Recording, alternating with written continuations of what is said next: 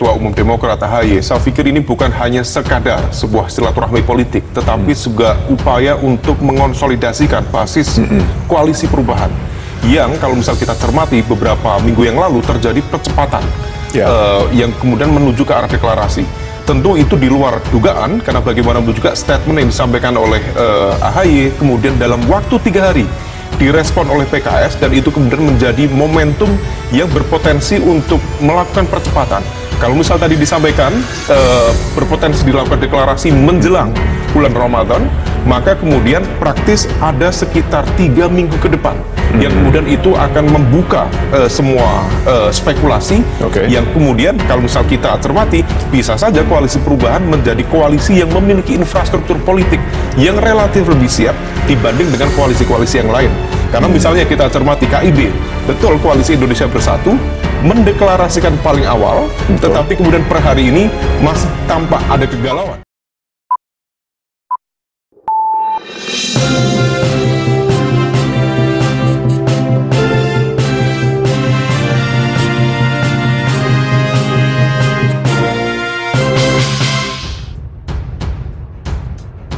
Wartaekonomi.co.id. Pengamat bongkar habis strategi kubu Anies Baswedan soal sosok cawapres. Ternyata Direktur Eksekutif Indonesia Political Review atau IPR, Ujang Komarudin, menilai Demokrat yang dipertanyakan mengenai keseriusan mendukung Anies karena belum melakukan seremonial deklarasi. Disebut masih menunggu momentum tepat untuk mendeklarasikan Anies Baswedan. Sebab pada saat pertemuan dengan Surya Paloh di markas Demokrat beberapa hari yang lalu, Agus Harimurti Yudhoyono menegaskan bakal menggerakkan mesin partai demi kemenangan koalisi perubahan. Namun, deklarasi Anies Baswedan yang berbarengan dengan cawapres pendamping nampaknya tidak akan diumumkan secara bersamaan.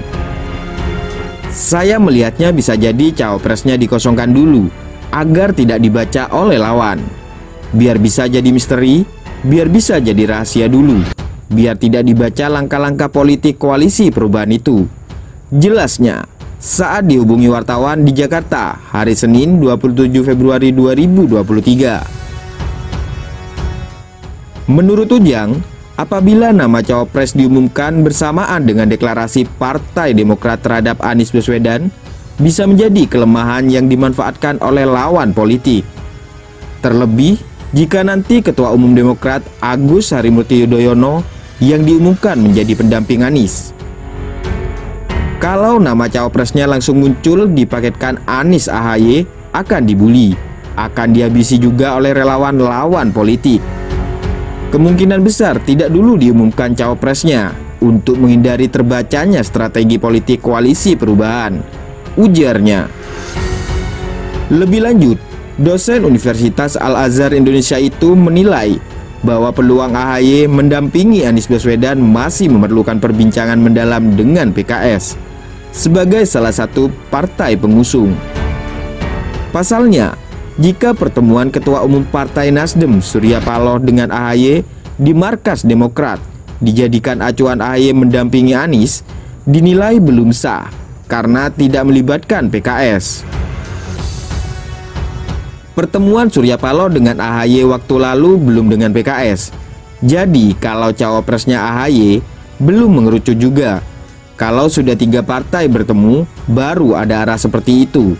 Kalau masih 2 arah antara Surya Paloh dengan AHY, Nasdem dengan Demokrat, saya kira masih belum cawapresnya mengarah ke AHY. Tandas Ujang. Persiapan keduanya saat ini kita sudah melihat ya, baik dari Nasdem dan juga Demokrat. Kalau menurut Anda, apa yang Anda lihat dari pertemuan balasan dari Nasdem ke Demokrat kali ini, Pak Umar? Ya, pertemuan dari Pak Surya Paloh dengan Ketua Umum Demokrat AHY, saya pikir ini bukan hanya sekadar sebuah silaturahmi politik, tetapi juga upaya untuk mengonsolidasikan basis koalisi perubahan. Yang kalau misal kita cermati beberapa minggu yang lalu terjadi percepatan yang kemudian menuju ke arah deklarasi.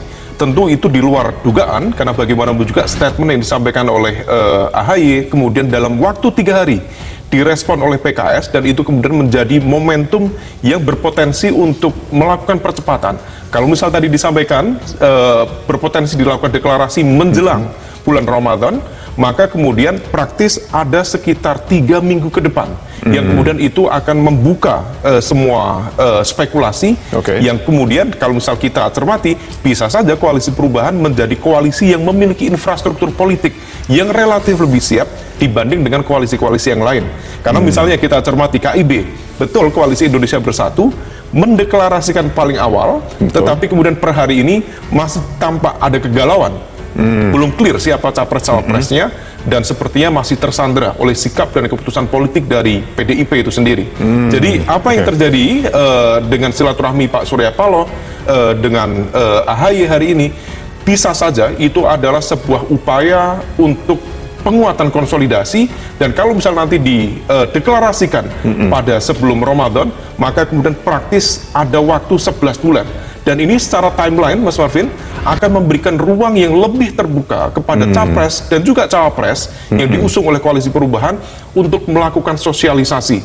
Di saat yang sama untuk melakukan mitigasi jika ada serangan-serangan dari kompetitor, dari lawan politik, sehingga kemudian langkah klarifikasi, mitigasi bisa dilakukan. Bisa segera ya? Bisa segera dilakukan. Oleh karena itu, jika kemudian itu dilakukan secara disiplin, maka kemudian berpotensi misalnya capres-cawapres yang diusung berpotensi untuk mengonsolidasikan basis pemilih loyal yang lebih kuat, terutama dari segmen swing voters dan juga undecided voters ke depan. Oke, artinya bukan kemudian ada yang mengatakan kecepatan langkahnya, enggak, tapi ini sudah langkah yang kita lihat sudah tinggal 1 tahun lagi begitu ya, yang memang dinilai ini memang langkah yang diperlukan untuk memperkuat infrastruktur dalam koalisi.